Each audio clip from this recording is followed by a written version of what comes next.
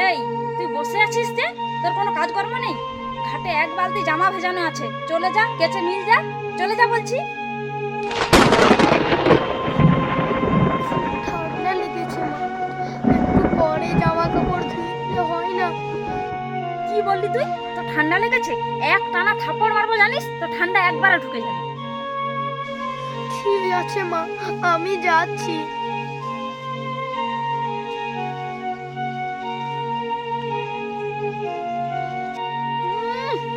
কাজ করবে না, বসে বসে খাবে। ও আমার সতীনের ছেলে, আর সে হারামজাদি ওকে রেখে দিয়ে মরেছে। আমি ওকে আমার ঘাড়ে বসে বসে খাওয়াতে পারবো না। এ বাড়িতে থাকতে হলে ওকে কাজ করে খেতে হবে। হুম।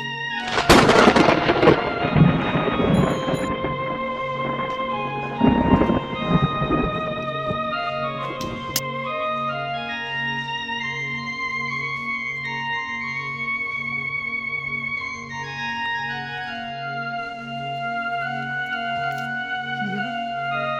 বাবু এত ঠান্ডায় জামা মেলছে?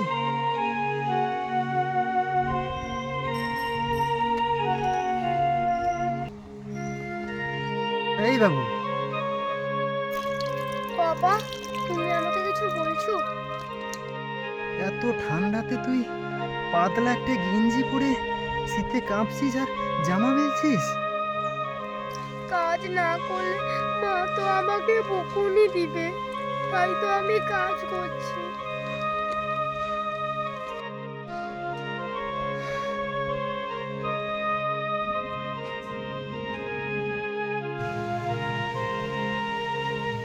সুস্মিতা, আমি তোমাকে একটা কথা বলি শোনো। কি বলবে বলো।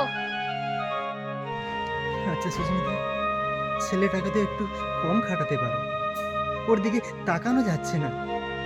এত ঠান্ডায় আমরা বড়রা ঠিক থাকতে পারছি না, আর ও একটা পাতলা গেঞ্জি পরে জামা মেলছে। কেন কেন ওভাবে খাটাচ্ছ তুমি? ও তোমার নিজের ছেলে নয় বলে? হ্যাঁ, এটাই তো স্বাভাবিক। ও তোমার ছেলে, আমার নয়। ওর প্রতি আমার কোনো দয়া মায়া নেই। হুম। যারা সত্যিকারের মা হয় তাদের কাছে অন্যের ছেলে মেয়েরাও যা, আর নিজের ছেলে মেয়েরাও ঠিক তাই সমান হয়। আসলে তুমি ওকে চোখে দেখতে পাচ্ছ না, আর চোখে দেখতে পারো না বলেই তো তুমি আজ নিজের সন্তানের মা হতে পারো না। তুমি আজ নিজের সন্তানের মা ডাক শুনতে পাও না।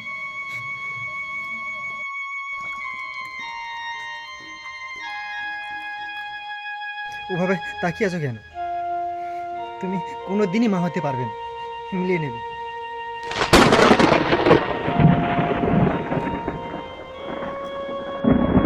কি বললে তুমি?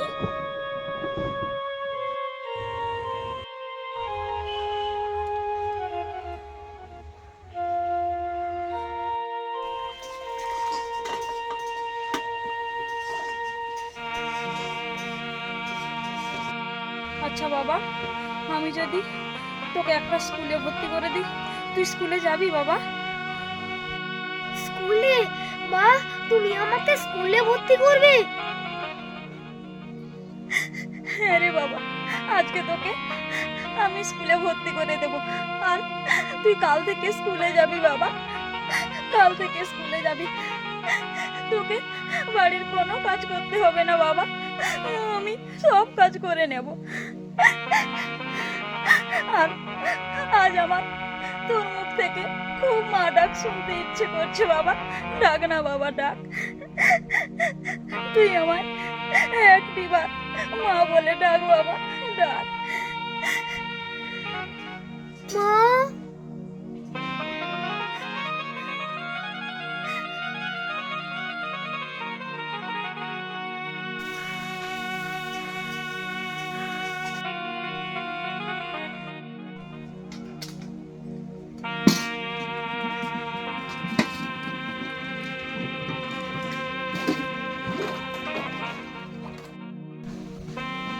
কি হলো? আজ তুমি কাজ করছো, বাসন মাজছো, সূর্য আজ কোন দিকে উঠেছে? বাবু কোথায়? কেন? আমার ছোট ছেলেটি কেন কাজ করবে? আমি ওকে কোনো কাজ করতে দেব না। ও শুধু পড়াশোনা করবে। আজ থেকে সমস্ত বাড়ির কাজ আমিই করব। কি বলছো তুমি? বাবু স্কুলে যাবে? তুমি তাকে স্কুলে ভর্তি করবে? হে, আমি কি শুনছি? আমি তো এটাই চেয়েছিলাম।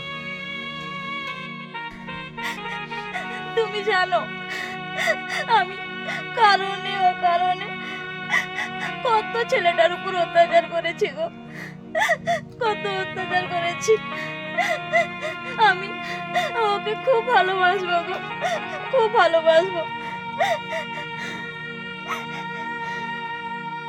তুমি কেঁদো না সুস্মিতা, কেঁদো না। আমি তো এটাই চাই যে তুমি বাবুকে ভালোবাসো আর বাবু তোমাকে নিজের মায়ের মতো দেখো।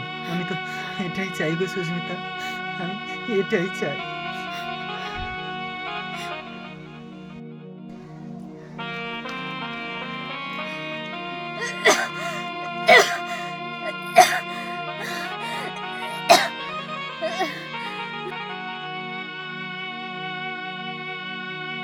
মা, তুমি এত কাঁদছো কেন? না রে বাবা, তুই অত উতলা হসনি বাবা, অত উতলা হসনি। একটু ঠান্ডা লেগে গেছে তো, তাই একটু কাশছি। উফ।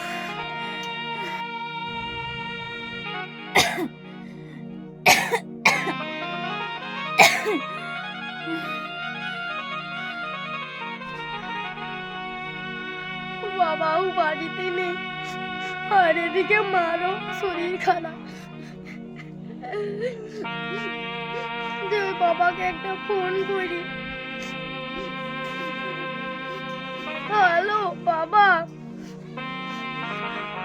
তুমি তাড়াতাড়ি এসো বাবা, মায়ের শরীর খুব খারাপ।